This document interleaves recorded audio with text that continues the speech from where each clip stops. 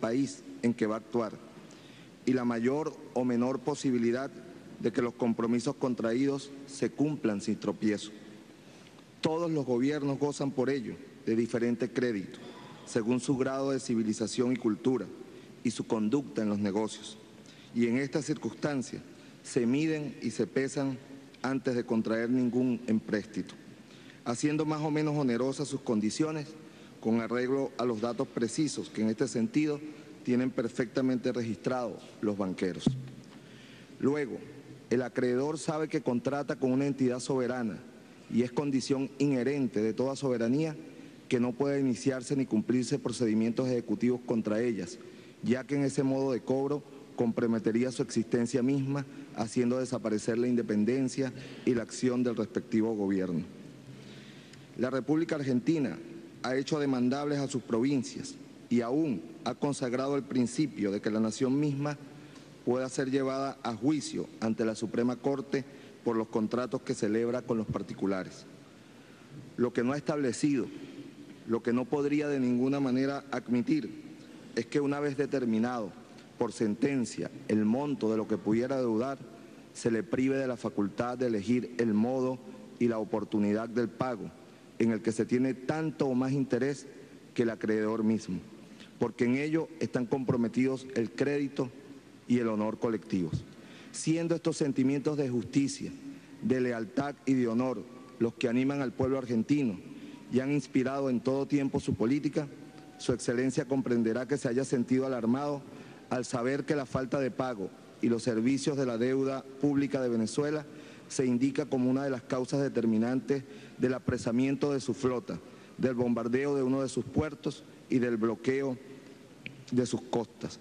Si estos procedimientos fueran definitivamente adoptados, establecerían un precedente peligroso para la seguridad y la paz de las naciones de esta parte de nuestra América.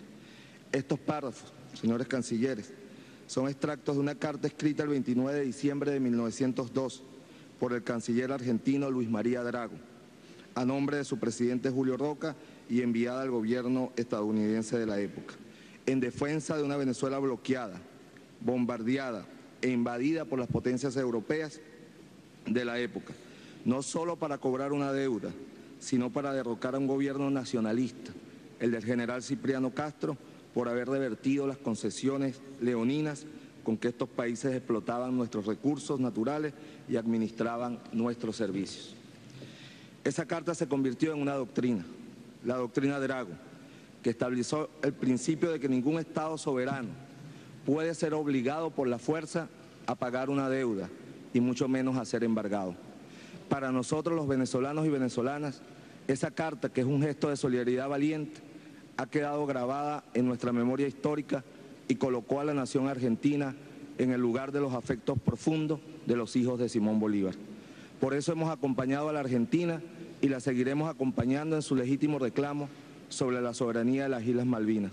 Por eso, 112 años después de la carta del digno canciller Drago, venimos en nombre de nuestro gobierno y nuestro pueblo a decir que Argentina no puede ser compelida a pagar en condiciones inaceptables una deuda que por lo demás es inmoral y con claros elementos de ilegalidad. Hace 212 años, en Venezuela se ubicaron frente a nuestras costas las cañoneras y los destructores europeos. Hoy, Argentina la acosan los tribunales estadounidenses, las calificadoras de riesgo al servicio de los llamados fondos buitres y las grandes corporaciones mediáticas. Ciudadanos y ciudadanas de nuestra América que nos ven y nos escuchan, ya ha sido suficientemente explicado el funcionamiento de estos fondos. Solo quiero ilustrar dos casos. El caso de uno de estos fondos, Donegal, quien adquirió una deuda por $3 millones, una deuda contraída en 1979 por Zambia a Rumanía para la compra de tractores. El reclamo de este fondo a Zambia, bajo amenaza de incautación incluso de sus recursos naturales, fue por el orden de 55 millones para denunciar la ejecución del crédito. La Corte Suprema de Londres obligó a Zambia a pagar $40 millones. Actualmente Helio, otro fondo, mantiene una demanda sobre Congo Brazzaville por $400 millones por una deuda que adquirió en $10 millones. ¿Cuántas vidas se pueden salvar con $400 millones? ¿Cuántas personas pueden comer con esa cantidad de dinero? Calculado a los precios internacionales actuales, con 400 millones de dólares, se obtendrían 13,5 millones de dosis de medicamentos para combatir la malaria. O se pudieran comprar 91.743 toneladas de leche entera en polvo. ¿Quiénes se creen con el derecho de privar a los pueblos del derecho a alimentarse, a la salud, al desarrollo integral, en fin, a vivir? ¿Quiénes y bajo qué precepto ético o moral se arrogan el derecho a saquear naciones enteras? ¿Quiénes son? Ya han sido señalados valientemente por el canciller Héctor Timerman y por su ministro de Finanzas.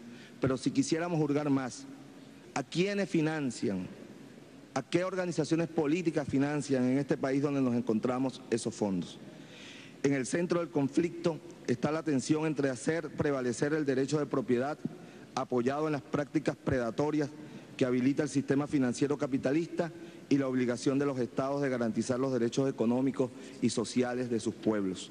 Ministros, ministras, hagamos más que un llamado, pongámonos en la tarea imperiosa de rediseñar el sistema económico financiero internacional. Este no puede continuar desvaneciéndose al mundo del trabajo y la producción, carcomiendo el derecho soberano de nuestros pueblos al desarrollo integral, a una vida que merezca la pena vivirla en armonía y respeto con nuestros semejantes. Lo que hoy ocurre con Argentina ocurre con cada uno de nosotros. La carta de esta organización expresa que la agresión a un Estado americano constituye una agresión a todos los demás estados americanos. Lo que hoy vive el gobierno y el pueblo argentino es una vil agresión, no se puede llamar de otra manera. Argentina no puede ni debe ser obligada, bajo ninguna circunstancia, a erosionar el proceso de reducción de su deuda, menos aún a cancelar primero a una minoría el 7% de los acreedores. Estos fondos buitres, como bien ha expresado la presidenta Cristina Fernández, es imposible destinar el 50% de las reservas internacionales de mi país en un solo pago a acreedores. Lo que hoy le ocurre a Argentina nos ocurre a todos. Finalmente, quiero expresar la necesidad de que tomemos las acciones necesarias. Hagamos un solo bloque en apoyo restricto a la Argentina nuestra americana.